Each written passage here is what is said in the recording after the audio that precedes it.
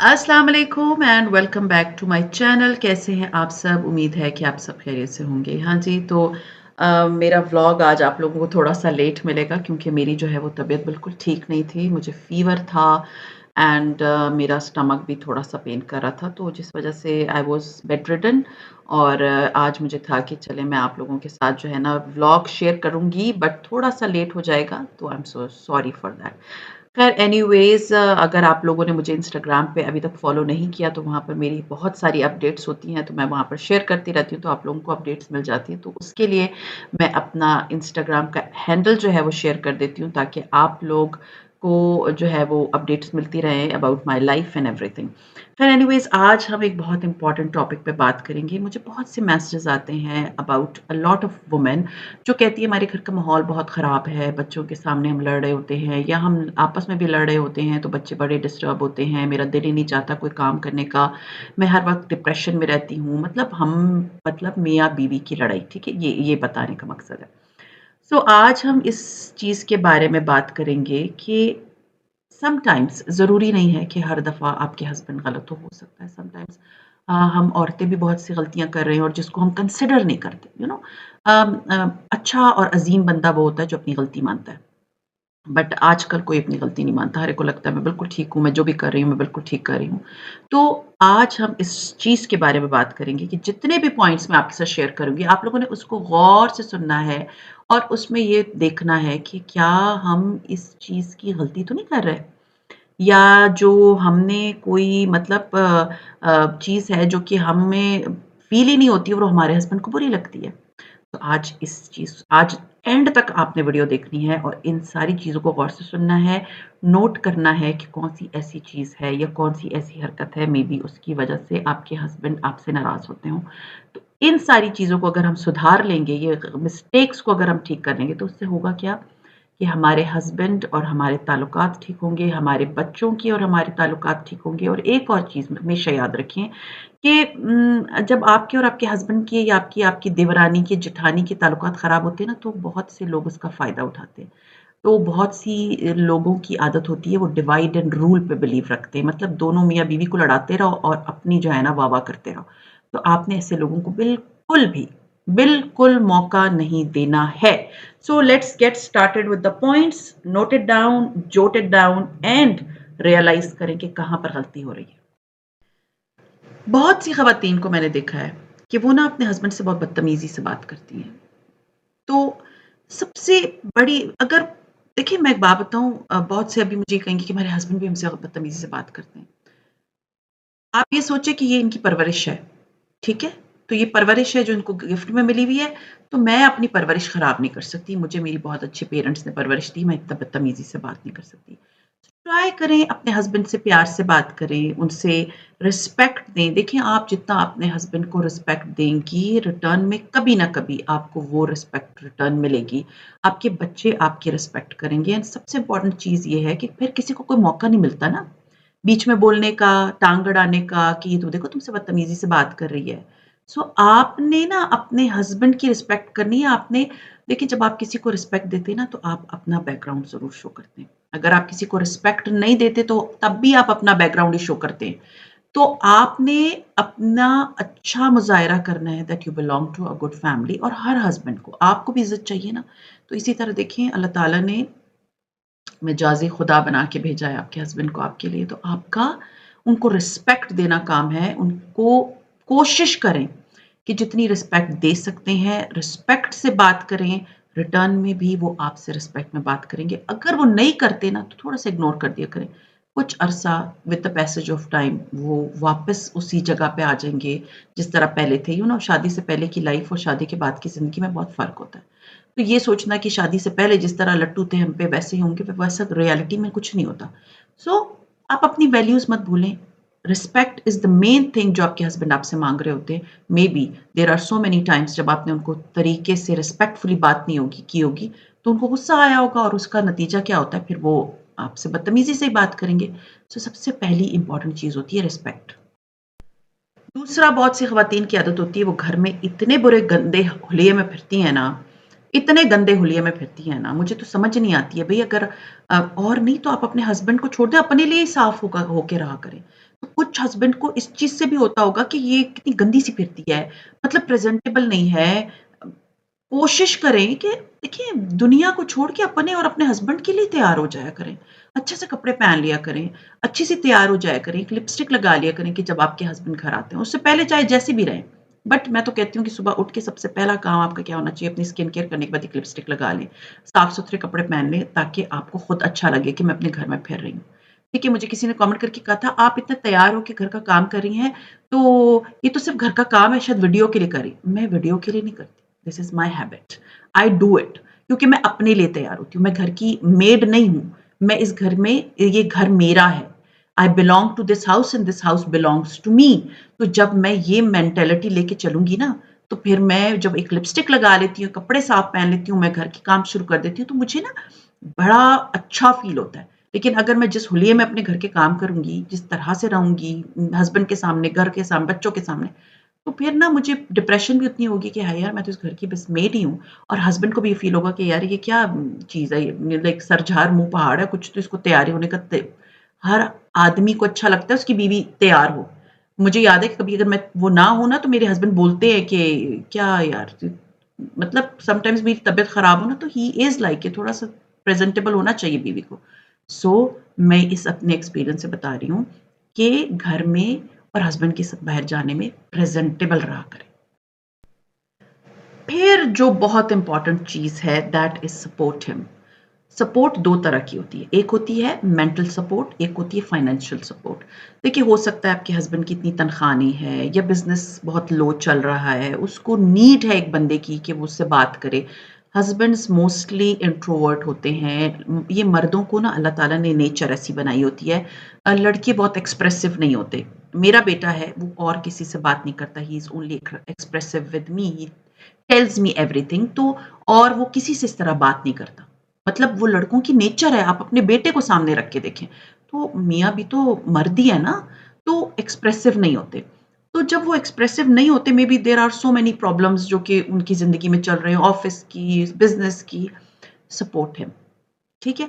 एक होता है कि अगर वो मेंटल जो सपोर्ट उनको चाहिए ना, जैसे मॉरल सपोर्ट आपका प्यार से बात कर लेना, उनको ढाढ़स बंधाना, उनको हिम्मत दिलाना इज़ अ सपोर्ट।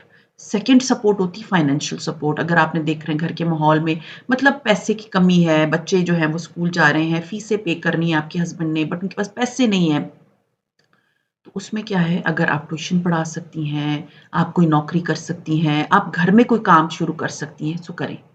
बहुत सी ख़वातीन मुझे इंस्टाग्राम पे सीरियसली मुझे वो अपने ब्रांड्स की चीज़ें भेजती हैं। मतलब फ्री उनको मैं सारा का सारा उनको सपोर्ट करती हूँ, उनकी प्रोडक्ट्स दिखाती हूँ, उनके बिज़नेस में उनको हेल्प करती हूँ। क्यों? क्योंकि मुझे होता है कि हर औरत को इंडिपेंडेंट होना चाहिए, हस्बैंड पे डिपेंड नहीं करना चाहिए फाइनेंशियल वे से, तो मैं उनको बहुत हेल्प आउट करती हूँ। तो अपना कोई बिज़नेस स्टार्ट करिए, छोटा-मोटा, जिससे आपको आपका दिल भी लगा रहेगा और आप अपने हस्बैंड को फाइनेंशियली सपोर्ट भी करेंगी। फिर जैसे मैंने आपको बताया है ना कि हस्बैंड्स कुछ ऐसे होते हैं कि बहुत ज़्यादा इंट्रोवर्ट होते हैं, बहुत बात नहीं करते। तो उनको ना अपना बेस्ट फ्रेंड बनाने की कोशिश करें। टॉक टू हिम, उनसे वो अगर आपसे कोई बात शेयर कर रहे हैं, इंटरेस्ट लेके सुनें। अगर उनका कोई मसला है और उन्होंने आपसे शेयर किए तो उनको बहुत गौर से सुनें। ये नहीं कि वो बात करें तो फ़ोन पे लगी नहीं आप। मुझे पता है हस्बैंड ऐसे करते हैं, लीव इट कोई बात नहीं। लेकिन अगर आप चाहती हैं कि आपके घर का माहौल अच्छा हो और लोगों को आपने अपने घर में पार्टिसिपेट करने के लिए नहीं रहना छोड़ना ना, तो आपने एक चीज़ ज़रूर करनी है। कि आपने अपने हस्बैंड के साथ अच्छे ताल्लुकात रखने हैं, B a good friend of him. ना कि वो बाहर अपने फ्रेंड्स को बताते रहें, बेहतर नहीं कि वो आके आपको बताएँ अपने प्रॉब्लम्स, आपसे शेयर करें अपनी प्रॉब्लम्स, या ये सोचें कि जी आप आगे से कहें कि जी मेरे खुद के इतने मसले हैं, मुझे मत बताओ। नहीं, be a good friend to him. ख़्याल रखें, छोटी-बड़ी बातों का, सोचें कि ये प्रॉब्लम इनके साथ है तो मैं इनकी किस तरह से हेल्प कर सकती हूँ। So try to be his very good friend. ना कि बस अगर उन्होंने बात स्टार्ट कर दी तो फ़ोन उठा के बच्चों के साथ लग गई, इधर अपनी अम्मी को कॉल कर ली। तो देखिए आपके साथ अगर कोई इस तरह करेगा तो आपको फ़ील होगा ना कि ये मैं मतलब मुझे बिल्कुल बाहर निकाल दिया गया है हर चीज़ से, मेरे किसी मसले की तरफ ध्यान भी नहीं दिया जा रहा। तो हर बंदे को ये फ़ीलिंग आती है, वो भी इंसान है, शौहर भी इंसान है, उसको आपने उसके साथ उसकी केयर करनी है। क्योंकि आपने अपने घर का माहौल नहीं ख़राब करना, अपने घर को अच्छा रखना है। तो जो बंदे बहुत ज़्यादा इंट्रोवर्ट होते हैं, तो वो चिड़चिड़े भी हो जाते हैं क्योंकि वो अपनी भड़ास नहीं निकाल पा रहे होते, बता नहीं सक रहे होते अपनी problem. Try to be his good friend.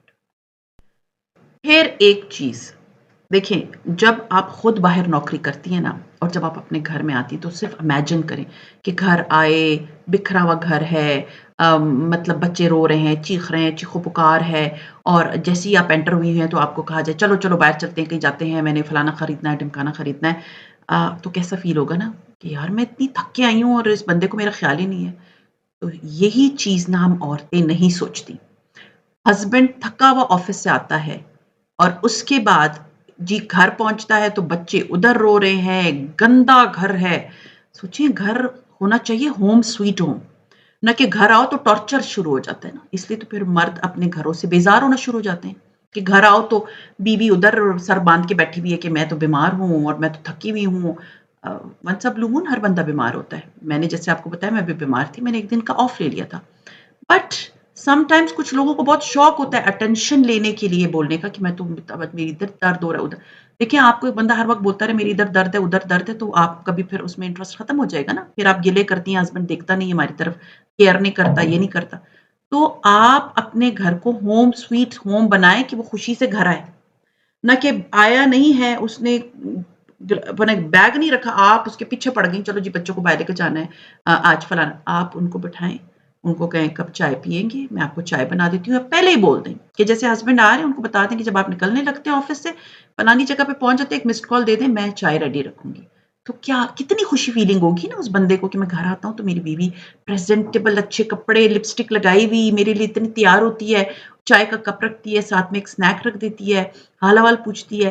फिर एक तरीके से उनको बताएँ कि इस तरह ना बच्चों की कॉपीज़ लेनी थी, तो चलें अगर आप थके हुए तो नहीं लेते। टैक्ट होते हैं, इस तरह तरीके से आप ना अपने हस्बैंड को बताया करें। देन ही विल से उनकी सारी थकावट दूर हो जाएगी। लेकिन आते ही अटैक करने पे ना वो कभी भी कहेंगे कि जी दफ़ा हो जाओ तुम लोग, मैं तो नहीं कर रहा, मैं तो थका हुआ आया हूँ और ये मुझको मेरा ख़्याल ही नहीं है। तो ये सोचिए कि वो भी इंसान है। वो ऑफिस से यू नेवर नो बॉस से कितनी बातें सुन के आया है, यू नेवर नो बिजनेस में क्या लॉस चल रहा है, क्या अप्स चल रहे हैं, क्या डाउन्स चल रहे हैं, कुछ तो आपको पता नहीं है ना। तो बॉन्डिंग ऐसी बनाए अपने हस्बैंड के साथ ताकि उस बंदे का दिल खुश हो कि घर आया हूं तो प्रेजेंटेबल बीवी है, खूबसूरत है, तैयार हुई भी है, बच्चे हैं साफ सुथरे बच्चे हैं, ना कि रो बिलक रहे हैं, और आपने जो है ना बस सारे दुखड़े रखे हुए कि जैसे ही मियाँ एंटर होगा तो मैंने जो है ना अटैक कर देना। फिर जो बहुत इंपॉर्टेंट चीज़ होती है ना, एप्रिशिएट हिम। अगर कोई काम होता है और बहुत अच्छा सक्सेसफुली आपके हस्बैंड ने किया है, appreciate him like anything, because देखिए अगर आपने कोई काम किया है तो आपको भी तो एप्रिसिएशन चाहिए ना। तो जब आपको कोई एप्रिशिएट करेगा, कहेगा कि हाँ, तुमने आज बहुत अच्छा काम किया, ये चीज़ बड़ी अच्छी बनी है, तो आपको कितनी खुशी होती है। Same is the case with your husband. जब आपको लगता है कि मेरे हस्बैंड ने फलाँ काम बहुत अच्छा किया है, उनको दिल से एप्रिशिएट किया करें, उनकी दिल से तारीफ़ किया करें, लोगों के सामने भी तारीफ़ किया करें। देखिए तारीफ़ करने से ना दूसरे बंदे को बहुत हौसला मिलता है, ये बात हमेशा याद रखें। आपको कितना हौसला मिलेगा कि अगर आपके हस्बैंड लोगों के सामने कहेंगे कि she is a very good cook, बहुत अच्छा खाना बनाती है, मेरा बहुत ख़्याल रखती है। क्या होता है? आपको एप्रिशिएशन मिली, आपका दिल चाहेगा अब और काम करने का। सो अपने हस्बैंड को एप्रिशिएट करें और ऐसे एप्रिशिएट करें, दिल से करें। ना कि बस मुँह ज़बानी। तो एप्रिसिएशन से वो कहते हैं ना, वो जैसे एक नॉर्मल मिसाल है, teacher can make you, teacher can break you. Teacher अगर किसी स्टूडेंट को चाहे एप्रिशिएट करे, वो बच्चा बहुत ऊपर तक जाता है, और अगर ना चाहे ना, हर वक़्त तंज़ करना, इस तंज़ों से कोई ज़िंदगी नहीं गुज़रती, ये बात याद रखिए। तंज़ करने से क्या होता है? रिश्ते खराब होते हैं। कोशिश करें कि जब आपके हस्बैंड आते हैं घर तो उनको एप्रिशिएट करें, किसी भी उनकी कामयाबी पे उनको गिफ्ट्स दें। पैसे उन्हीं के होंगे, गिफ्ट्स आप दें। अच्छे ताल्लुकात आपने अपने हस्बैंड से इस तरह करके रखने हैं। फिर जो एक बहुत इम्पोर्टेंट चीज़ है, कुछ लोगों का बचपना ही नहीं जाता, शादी के बाद भी बचपना नहीं जाता कि जी ऐसे एक्ट करती हैं ख़वातीन जैसे वो अभी भी सेकंड ईयर की, मैट्रिक की, 9th की स्टूडेंट हैं और मतलब हस्बैंड को ना ऐसी मतलब इमैच्योर टाइप की ख़वातीन भी अच्छी नहीं लगती।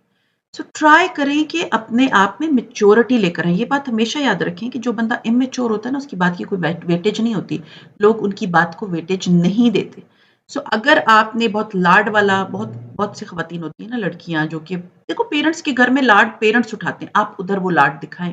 लेकिन हस्बैंड को ना ऐसे बेवकूफ़ सी बीवी जो कि हर वक़्त बस ची, ची, ची, ची, ची, ची बोलते हुए ही ल देखिए एक हद तक एक चीज़ अच्छी लगती है। अपने आप में मैच्योरिटी लेकर आएँ। बात वहाँ करें जहाँ आपके बात की वेटेज हो, ना कि आप हर वक़्त पटर, पटर, पटर, पटर, पटर बोले जा रही हैं और उसका मक होता क्या है कि फिर हस्बैंड बेज़ारी दिखाना शुरू हो जाते हैं। समटाइम्स वो ये भी बोल देंगे कि यार चुप हो जाओ, तुम चुप क्यों नहीं होती हो? सो अपने आप में मैच्योरिटी लेकर आएँ व्हिच इज़ वेरी इम्पोर्टेंट।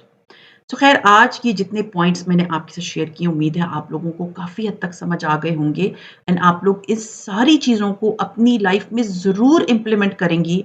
अगर ये प्रॉब्लम्स आपके साथ हैं और आप सोच रही हैं कि हाँ जी, ये सारे प्रॉब्लम्स मैं फ़ेस कर रही हूँ, ये सारी चीज़ें मेरे साथ हैं और मुझे इनको चेंज करना चाहिए, वेल एंड गुड। इन पे काम करें, इनको चेंज करें, इनको अपनी ज़िंदगी से बाहर निकालें और अपने हस्बैंड की इज़्ज़त करें, उनकी कदर करें, उनका ख़्याल रखें, जो कि बहुत देखिए इस्लाम में भी फ़र्ज़ है ना कि आप अपने हस्बैंड का ख़्याल रखें।